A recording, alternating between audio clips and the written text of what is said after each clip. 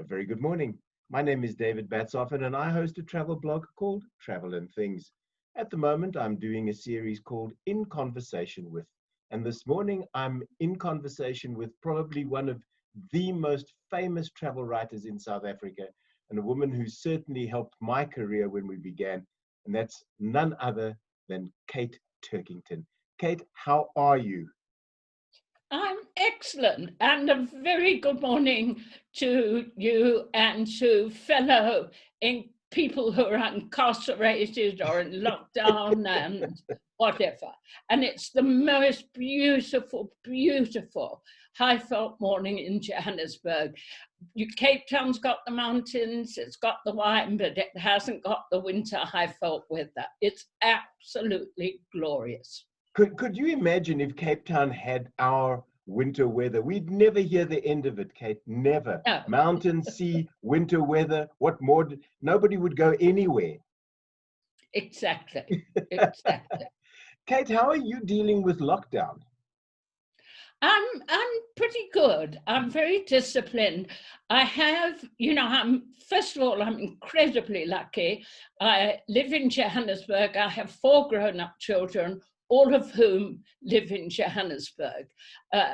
Couple of them 5 minutes away.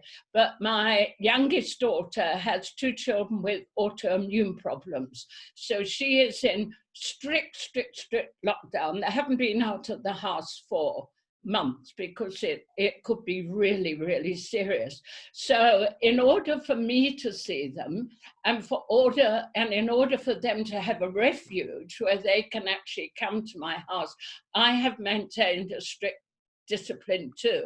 So the nearest I've been to anybody, if I get a delivery at my garage, if my son comes, he's 3 meters away, I'm inside with a mask because I can't put them at risk. Yeah. But one thing I must tell you, David, I stayed with her for 7 weeks. I'd been on my own here for about 6 weeks. And I just want to say this, unless you have actually lived on your own during lockdown, you cannot absolutely understand how difficult it is. And I only appreciate it. And I have 2 wonderful dogs, the Russells, my rescue Jack Russells.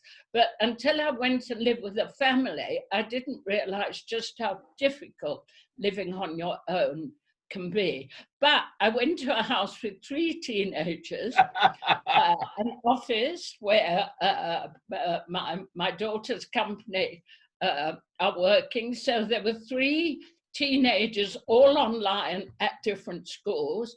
There was the office with 3 people in. There was me. It was, I learned such a lot, David. I learned to be more tolerant. I learned to keep my mouth shut. I learned to seek sanctuary. And I did have a lovely sunny private bedroom with a desk and a chair. I learned to go and seek sanctuary whenever I needed to. But it taught me that when you live alone, actually, you can get quite selfish. And I came home 3 weeks ago. I mean, I'm very, very happy here. But because of the strict isolation, I know I can go back there anytime and vice versa. Yeah. They can come to me. So it's been a lot of discipline, believe me. And let's get all the bad stuff over first. With the whole virus raging now, I have friends on the medical council, I have friends working at Barra, and it's bad. And I'm just sorry, but I've got to say this to people, don't get complacent. Please be careful. Yeah, this is the thing, Kate. I've lost 4 friends in this past week. Sure. And it then brings it all home because you think, I go out very seldom, but when I do, I do the mask and the washing of the hands and all that type of thing. And then you see people without masks who are now having arguments with people because they don't want to wear masks. And you go, it's not for you. It's for everybody else. If you don't want to wear a mask and die, that's your problem. But don't bring no infect harm. other people. Bring no harm to other people. Yeah, this is exactly it. And are you now finding yourself like me, being a non-traveling travel writer, This must be the longest you've been at home for at least a decade, Kate, because you are These 3 invariably decades, somewhere David. else.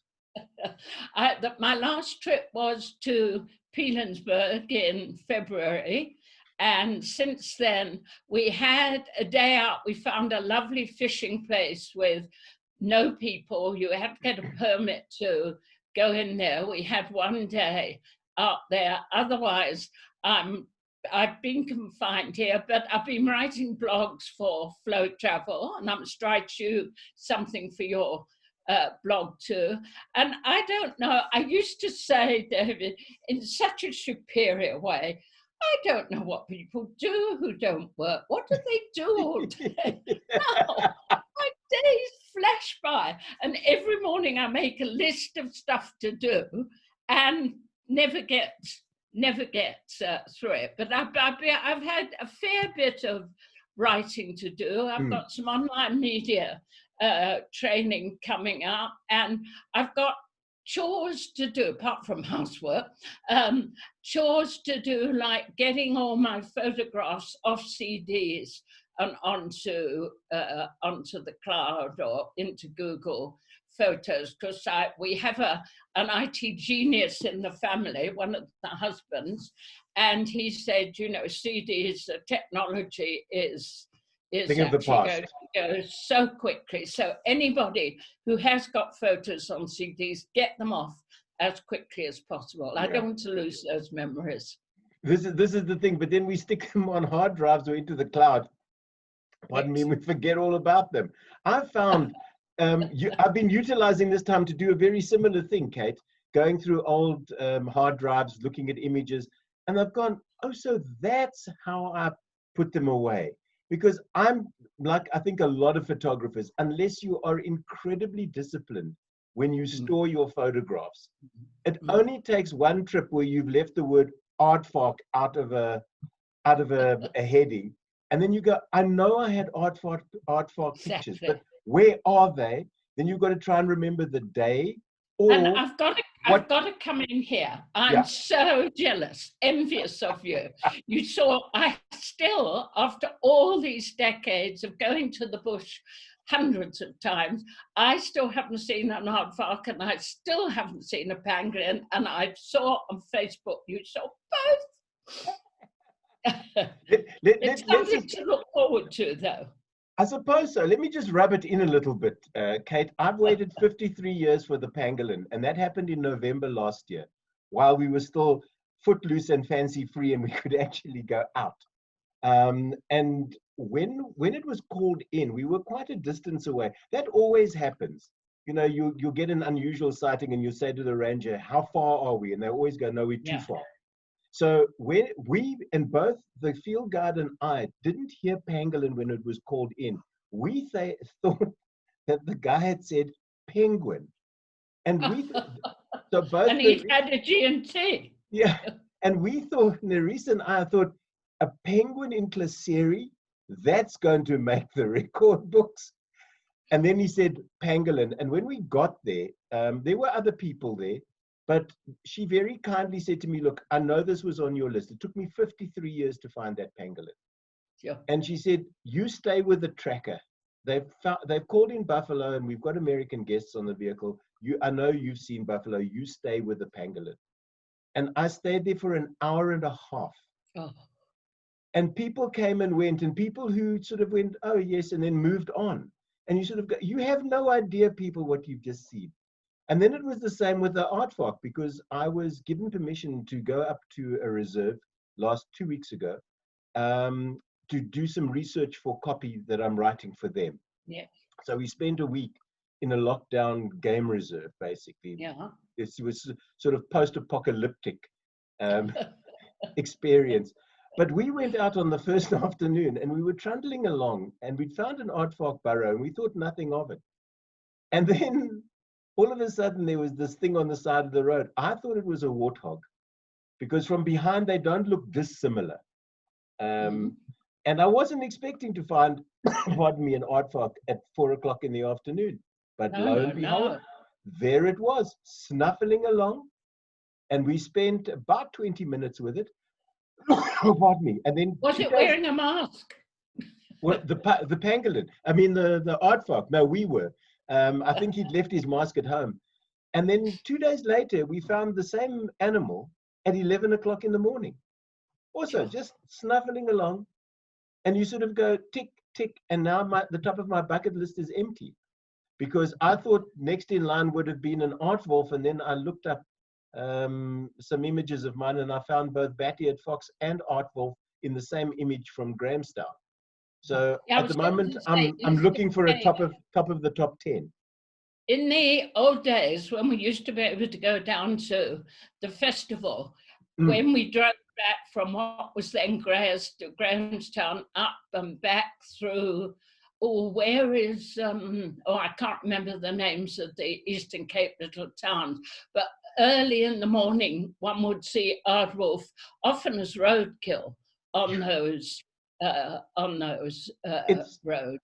It's weirder how we're speaking about it in the past. It's like we're never going to get there again, much less overseas travel, because I don't know when that is going to start again, because I don't want to get on a plane with 400 other people, not for at least another 3 years.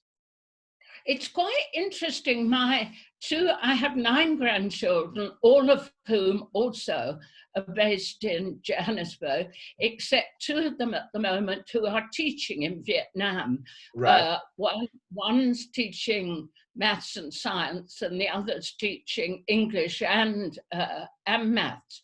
And you know, Vietnam, I think I'm right in saying, has the most successful rate of countering the virus in the world. We do a big Zoom family meet, 18 of us every Sunday. That must be awesome. And Vietnam shut the borders with China at Christmas. They shut the schools never opened this year until a few weeks ago. And I think I'm right in saying, and we speak now in July, they've had 1 death and very, very few cases. Look, they're an autocracy. Maybe it's easier, you know, to lay down rules and make people follow them than living in a democracy like we do. But they are both back teaching in schools. It was the granddaughter's birthday yesterday. They were up in Hanoi because they're on holiday. They can't leave the country, so they're touring the whole of Vietnam. So they were up in Hanoi looking at some of those beautiful old French colonial buildings and eating baguette and drinking coffee and going to the Temple of Literature and having a ball. The only thing is, even if they wanted, they can't get home. Yeah. That's the downside. This is exactly it. You know, it's just such a weird feeling. We had a holiday planned. We had to cancel, and then unfortunately the company that we booked through went insolvent. So we're waiting to see if we're going to get any money back. And I'm sure we're one of many. And I feel for the travel agents, because everything was done in good faith, and then the whole thing fell apart. I mean, you were in Pilanesberg, I was in Welgevonden, in fact, to within a week of lockdown. I missed it by a week. Otherwise, I would still hopefully be in a reserve in Welgevonden, living it up at the waterhole. There are worse places. There are worse places indeed.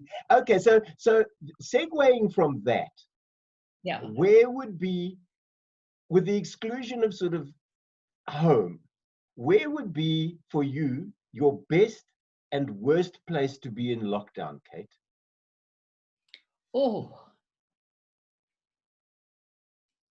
Well, I mean, I can think of very real examples of having no water or being in a township or whatever. But if you're talking about countries and travel places, that's what I'm looking at. I can't really think of anywhere, because I think everywhere I've traveled to, and people are always saying to me, how many countries have you been to? And maybe it's something I should do during lockdown. I have no idea. I have never counted. My big trip this year was going to be to Malta in September. I've never been to Malta. But that's a very difficult question, David, because I've really enjoyed everywhere I've been. I think no, I can't. Sorry, I don't think I can. I did put you on the spot, but answer that. I but don't think I really can. I think you're a bit like me, Kate, in that when you do have, in inverted commas, a bad experience, for whatever it might be, you've missed a plane, you've missed a taxi, your luggage has got lost, the food at the hotel is not great. At the end of the day, it's all part of the experience of that particular holiday. And as long as you go in with that mindset, it's just a blip on the radar, really. It's not a huge, unless the hotel falls down and takes all your clothing and equipment with it. Nothing is insurmountable. No, and I have a record. I do one trip every year with a group of close friends, and one of the daughters. I have one son and 3 daughters. And as I say, Malta was going to be this year, but the past few years, when we were in Patagonia, we went up a volcano, which blew up a week later. We were in Jordan a couple of years ago, and the very place we were at was taken away by flash floods, and very sadly people drowned. We were in Bali on an island off near Bali, and that blew up a few weeks later with the volcano. We arrived in Russia 2 weeks after 9/11. The great thing is that there are no tourists. That's what the grandchildren in Vietnam were saying. They were saying, it's so, as a travel writer, you never say cheap, you say affordable. Yes. It's so affordable. They were staying at quite a fancy hotel in Hanoi, which they'd never have been able to afford under normal circumstances. But because there are no tourists, and particularly the bulk of Vietnam's tourists come from China, and the borders have been closed for a month, they're getting the most incredible deals and being treated like royalty. And when I went to Sri Lanka last year, it was not long after those dreadful Easter bombings. Our wonderful guide who was with us told us we were the first group since the Easter bombings. We were treated like royalty. People were so happy to see us. And now poor Sri Lanka, whose GDP depends so much on tourism, as so many countries, is in fierce lockdown again because they had some workers returning, I think from the Middle East, from Dubai or somewhere, who brought the virus back with them. So if and when, of course, we'll be able to travel again. What I've said to my daughters and my friends is we're going to do the most amazing local trip. And one of my daughters, Tara, who is a qualified South African guide, I mean, she's one of these people, she does all the exams, she does everything. She also lived in the Northern Cape for a few years. So she's going to find us some really remote places that aren't on the usual tourist map, and we're going to go and do wonderful, wonderful local things. And on my list, on my bucket list for ages, other than giving somebody Heimlich's maneuver, which has been top of my list for years. Sorry, I shouldn't laugh, because if you had to give a Heimlich maneuver to somebody, it means that there's a crisis. But you are the first person, Kate, who has ever said to me, top of my bucket list is to do the Heimlich maneuver. It is. But I want to go to Sutherland. I haven't been to Sutherland. Okay. I really want to go and see the telescope and and I love what I do know of the Northern Cape. I've done places like Kuruman, where David Livingstone's wife, Mary Moffat, where he went off and abandoned her and the children to go and have a look at the Victoria Falls. There are some wonderful places in the Northern Cape that are very, very little known. And now we've got to support local tourism. Well, we must. My wife and I are looking at that as well, as doing it an extended road trip. So you and I might bump into each other somewhere along the way, because I lived I lived in Noput for a year. I loved it. I almost moved there. It was the fourth largest railway junction in the world, in South Africa at the time. I started off in Cradock, from there to Graaff-Reinet, Graaff-Reinet to Noput. But there's just so much to do here. But I just want to tap back into Vietnam, because funny you talking about Vietnam, because I'm actually writing a blog about our trip to Vietnam for Friday. I found some old photographs. I've gone back there, and we did south to north, all the way up the east coast, and we were at a hotel. It's the only place that I found, and understand, and you'll know this, English is not their first language. So sometimes the signs are rather interesting. And I found a sign at breakfast that said crap meat. Now it was meant to be crab. And I photographed it. And when I went back to show my wife, they'd removed the sign. They obviously realized that there'd been a mistake. But in Vietnam, their favorite thing is coffee with condensed milk. Yeah, I love condensed milk. So I'm at the coffee station at breakfast, and a rather rotund little Vietnamese boy joins me. And they use glasses, so you can see the amounts that go in. So I put about yay much condensed milk and fill it with coffee. He puts that much condensed milk and that much coffee. Goes back to his parents, who are sitting next to my wife and I. They don't speak English. I don't speak Vietnamese. They looked at his coffee. They looked at me. We looked at each other, and we just smiled, because we all knew that kid was going to be bouncing off the wall for the rest of the day. But the food is wonderful in Vietnam. I know the grandkids, they work damn hard. They really do. You know, the Asian work ethic, and the parents who insist on extra lessons at weekends, and they work really, really hard, but it's also very affordable to live. They do cook for themselves. They've each got boyfriend, girlfriend, also South African, and they have separate tiny apartments. But they say it's not worth our cooking. They go out into the street in the evening, they find a hole in the wall, they find a little local cafe, and for like $3 they can have the most amazing meal and a beer. Kate, I don't know about you, but we found that when we travel, we like to do street food, and all you do is you watch the locals. And if you don't know what you're ordering in Vietnam, specifically in Saigon or Ho Chi Minh City, depending on who you speak to, we found opposite our hotel there was a street food cafe, and we just watched what the locals were eating, and we pointed to that and we said, "Two, please." They didn't seem to be dying, so we ate it, and I still to this day don't know what it was, but it was most delicious.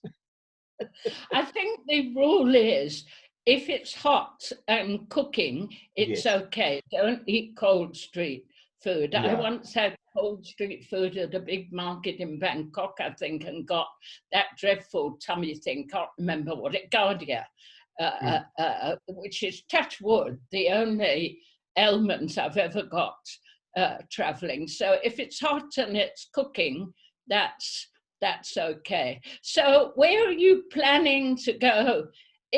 But you know, before we go on, David, I subscribe to, among other things, the New York Times, and they always have at the top of their page, or their online page, they have a quote for the day. And you know how often all these quotes on other sites are cheesy.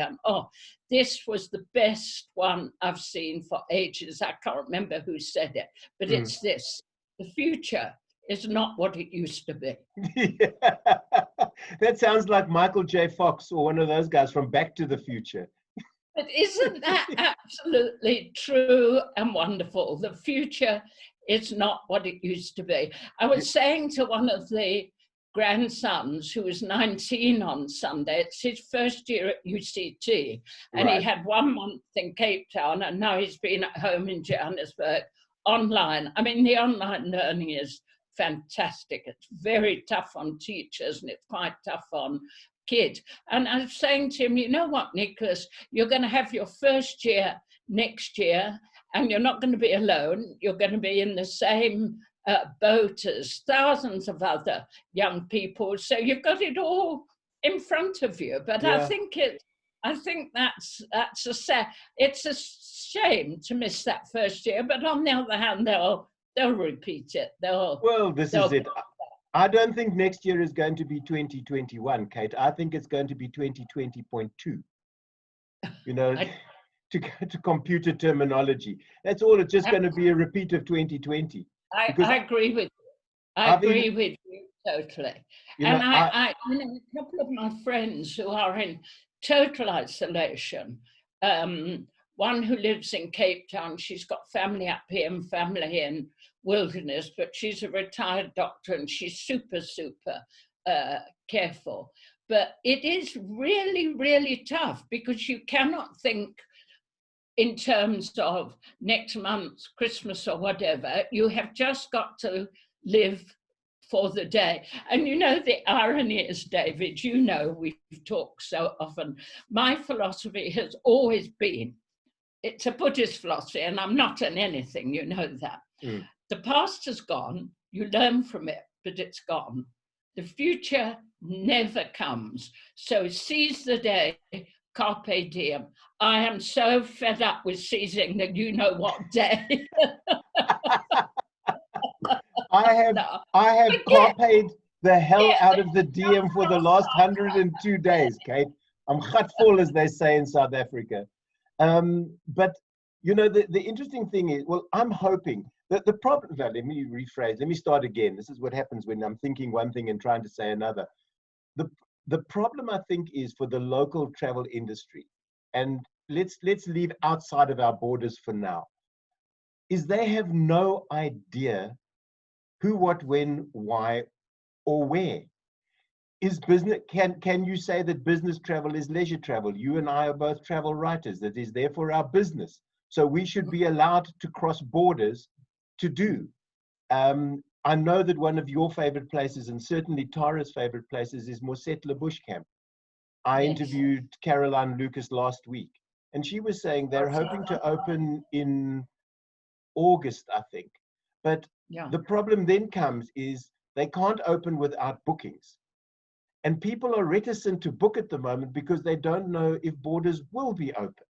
So they pay, and not everybody is readily going to splash out for deposits, not knowing if they'll be able to travel or if they'll get their deposits back, or it will be exchanged for something like we did, you know. But the same thing, by the same token, and I won't mention the airline, there is a South African airline currently, not the national carrier, that is booking people on flights, canceling those flights, giving them vouchers for other flights, and then increasing the fares of the next flight, so that you're never going to win. So in other words, if you've paid 10 Rand for your current flight, they'll give you a 10 Rand voucher. Your next flight costs you 15 Rand. Exactly. And they've done this to more than one person. And I'm hoping they're going to be called out for it, because at the end of the day, if the locals, and we know, Kate, that when 2010 with the Soccer World Cup happened, every Tom, Dick, and Mary, let's not make them all men, let's be relatively gender neutral, decided to open a B&B or an Airbnb or a guest house and charge an absolute fortune. And the majority of them crashed and burned, and rightly so. And I'm just hoping that when this is all over, the local places that we can visit, those small towns like you in Sutherland, we want to go. I want to introduce my wife to Hanover. I have an adopted aunt that my daughter and I stayed at, Tanitosi. And we loved Hanover. And she keeps saying, when are you bringing your wife? And we will go back there. And those small places need to be supported, and we need to look inward. And you can start on the West Coast, work all your way around the coastline, You can work your way inland, the Northern Cape, as you said, the Karoo. I mean, the Karoo is glorious. Big sky country like we have nowhere else in the world. Somewhere, people, you mentioned the name Kimberley. Tara, her husband was head of CBC there for some years, so we got to know Kimberley quite well. Kimberley, I mean, people think, oh, the big hole. It has more ghosts than any town in South Africa. There's the most wonderful ghost trail you can do. Wonderful, wonderful ghost trail. And I'll just give you a little taste of it.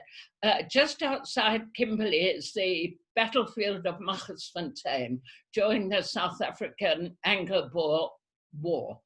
And there, a famous or infamous, depending on your point of view, battle was fought. And it was a very hot day. I think it was either December or January.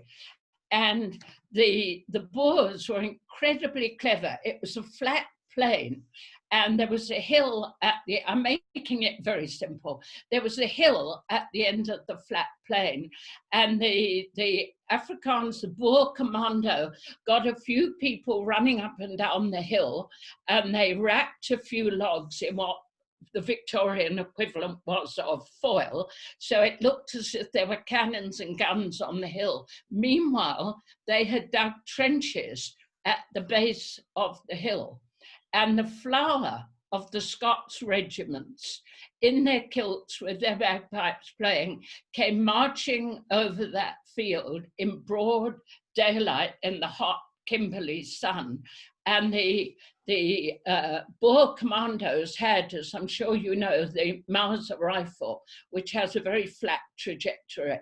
Those Scots troops were mown down by the hundreds on that battlefield. And the other thing that killed them was the sun. They were in kilts and they had no protection at the back of their neck. So they literally died of sunburn on that field. And when you go on the ghost trail, you go at night, and it's preferable to go at full moon. And there's the most wonderful local historian called Steve who takes the trips. And on a moonlit night, and he claims many, many people have heard and seen this, you can see the flickering lights of the stretcher bearers, and you can hear a ghostly piper playing his tune in the moonlight. Oh, Kate, I've gone all goosebumpy. No, it's not. You know, these towns, I mean, Kimberley, the first town in Africa, wasn't it, to have electric light? I mean, the most amazing history in that place, and all those other little places, like you were saying, Hanover, and there are places, there are rock paintings, there's stuff that has yet to be discovered. And we'll do it. When my daughter came back from overseas some years ago and then said to me, announced that she was moving to Cape Town, I said to her, look, I put you on a plane to Paris. I never saw you for 2 years. Now you come back to Joburg, you want me to put you on a flight to Cape Town? Who knows when I'll see you again? No, we're doing dad and daughter road trip. And it took us 9 days to get to Cape Town, Kate. We stopped off all over the place. It is a memory that neither of us will forget, and that I suggest that every parent at some particular point takes with their children, maybe one at a time, because otherwise they're going to be ganged up on in the car. And we just had an absolute blast. Everything from Winburg in the Free State, Graafrenet, Oudtshoorn where my dad was born, Paarl where my mom was born. And we just had an absolute blast. We fought about nothing, not even the music in the car. And there's a place, I haven't stayed there, but my daughter Tara and her family, when they've traveled to Cape Town, and I must get the name, in the middle of the Karoo is a farm with a river. The river begins with Ness. I can't remember the name of it. And the owner, who's been there and his family for donkey's years, had found some old records that said hippos had once been in that river. Oh. And very, very long story short, he wrote to Kruger and he wrote to Top conservation people, and they let him have, I can't remember now how many hippos. Anyway, the hippos were brought back, they went into the river, they have thrived. But what was most amazing, when the first female hippo got pregnant, she took herself off to some little bend or fork or place in the river they didn't even know about. And apparently that was the traditional Wow. birthing place of hippos. And I mean, there are these stories Who all over knew? South. But you know, you bring up something there, Kate, with your family, and I think a lot of people miss out on, is they go on holiday and they try, and let's say they're going to Cape Town, they get in their car and they drive it as hard and as fast as they can to get there. If you stop in Springfontein, in summer, Springfontein has a cricket team, believe it or not, and they have a proper cricket pitch with a scoreboard. And in the off season, goats and sheep use that as fodder. So they keep the cricket pitch really nice. And we found a really, really nice working farm there. Spent a couple of nights there. And then you stand up on the there's a sort of an outcrop. And there is an old British pillbox that is up there because battles were fought there. And I mean, I have a piece of a tin that I found, which is 120 years old. It's framed and on my wall here. And we watched, the owner and I watched cars zipping by, going down to Cape Town, screaming at them. You have no idea what you're missing out on, people. None. We used to, I tell you what we used to do when the kids were small. This may sound very bizarre. We often used to visit a local graveyard. And it you know, they weren't quite like the graveyard at Pilgrim's Rest with all that history. But you would go into that graveyard and you'd find the graves of all kinds of people, and there was history. Like, I remember once we found a 10-year-old Scots drummer boy at the grave of. This kid had been sent out to South Africa, a country he didn't know about, never heard of, to fight a war he knew nothing about, and had died literally in a foreign field. And it's a wonderful way of teaching history. Or you go to a traditional site, or you go to a traditional village, and there are some wonderful ones now. That, and you get somebody local. Years ago now, I went to Lake Funduzi in Limpopo, you know, the sacred lake up in Limpopo. It's quite a mission. You've got to get permission because it is sacred, but you're taken there and you're told the local legend and the local lore, L-O-R-E, there, and it's just so much to do, so little time. Well, this is the thing. But at the end of the day, I mean, we have all the game reserves and that type of things. But I think people need to start looking beyond those. I mean, when we started going up north, my wife and I, we found, we rediscovered Mashadador. Yes. We in fact stayed there one evening, and then we made friends. There's a place, I don't know if they're still there, called the Purple Orchid, Mike Crawford and his family. And we made friends with them. So every time we go up, we drive up to Kruger, or we're going to Kaapsehoop, we'll stop in and have tea and cake with them. I mean, the town is falling apart, but there is still remnants of old small town South Africa. Unfortunately, a lot of those little towns now, the roads that used to go through, they've all been bypassed now by major N roads. And nobody goes there anymore because there's no reason to. Which is I remember, I've just got a memory of, I was about 10 years old, and I had one sister, my sister and I had gone out on our bicycles into the English countryside, and we were very, very, very late home. And normally you didn't worry because it was quite safe to be out on your bikes in the English countryside all those years ago.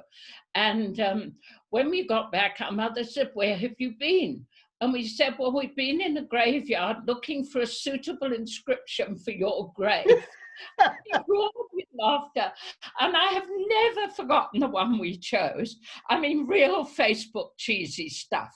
To Right. live in the hearts of those we love is not to die. I thought you were going to utilize the one that Spike Milligan fought Oh, over yeah. family for years. They went to the High Court with that because they didn't Yeah. want it. And eventually he won. And what's on his graveyard is, see, I told you I was sick. I was sick. You know, I was very lucky. I interviewed him 2 or 3 times, and people told me, Spike Milligan, of course, being one of the original goons and a comic genius, but also suffered from bipolar disorder. Yeah. And other people in South Africa told me they'd had dreadful interviews. But the first time I met him, we got on so well because he had just published a book of children's poetry. And the title is Unspun Socks in a Chicken's Laundry. Unspun socks. And I had got that, and the children and I had read it. So, of course, I remember there was a wonderful one about the nuns eating curry in a convent and their explosion. Anyway, they were so anarchic and they were so wonderful, but it meant, you know, we were on the same wavelength. Yeah. Immediately. I only met him once when he came out. He did a concert with Des Lindbergh. And yes. I took every single Spike Milligan book that I owned. If I was Spike, I would have flung them back at me. And I walked in and we had a bit of a chat and I sort of pulled him out of a bag and I said, would you mind signing these for me? And he said, not at all. And he signed whatever I brought, he signed, which I thought was really, really kind of him. And I think we get him on a good day. Well, this is it. Get him on a good day. I think, Kate, both you and I are blessed in 2 ways. Blessed is and privileged is because we both share similar careers in both broadcast and in travel. And we've gotten to interview, because I know the people you've been speaking to. We've gotten to interview wonderful people, both good, bad, and indifferent. And we've got to travel to places that many people, both local and international, that many people might never get to, but who live vicariously through travel writers like yourself. Yes. I think too, I won't die saying if only or what if, because I have had ups and downs, goods and bads.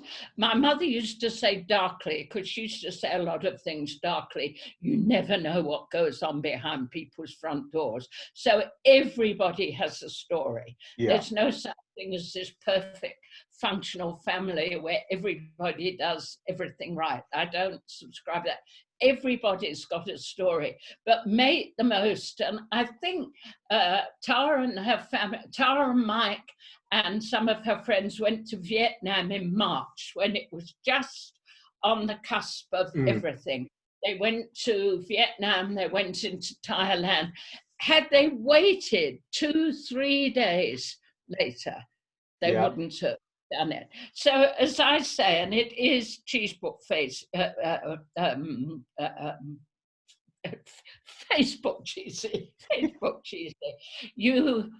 I think in these times of lockdown, the real values are paramount.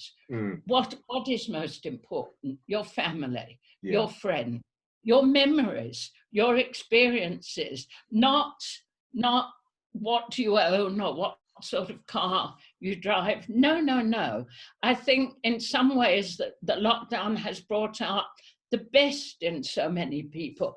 I'm talking to people, David, friends who are not close friends, but friends maybe I would talk to 2 or 3 times a year. Because of the lockdown and because some of them are in solitary, we've become so close. We've bonded so closely, and I know how important it is. And I want to say to everybody listening, if there's somebody you've hated or you've got a bad vibe with or whatever, get the moral high ground, give them a call, write them an email, send them something, just hello, how are you? If they don't reply, that's not your problem, which you have done the right thing. If there's that aunt who's mad and nobody's talked to for years, talk to her. If there's a grumpy cousin, do it. Do it. Yeah. Do it. You'll regret it if you don't. And it will mean so much to them. Kate, in wrapping up, because I actually want to do another chat with you, so I've got other questions, but I'll save those for the next time. Okay. If people want to find out about your blog, about your travels, where can they go? Just go to kateturkington.com, www.kateturkington.com. And because I have been busy, I need to update my website. I mean, it's pretty updated, but I want to go on it and put a whole lot more stuff. But they'll find lots and lots. www.kateturkington.com. Easy peasy. Easy peasy. Kate, thank you so much for chatting to me. I've been in conversation with Kate Turkington. Once again, Kate, an absolute pleasure to chat to you, and I hope you stay healthy and stay warm on this in this Highveld winter. My pleasure. My pleasure.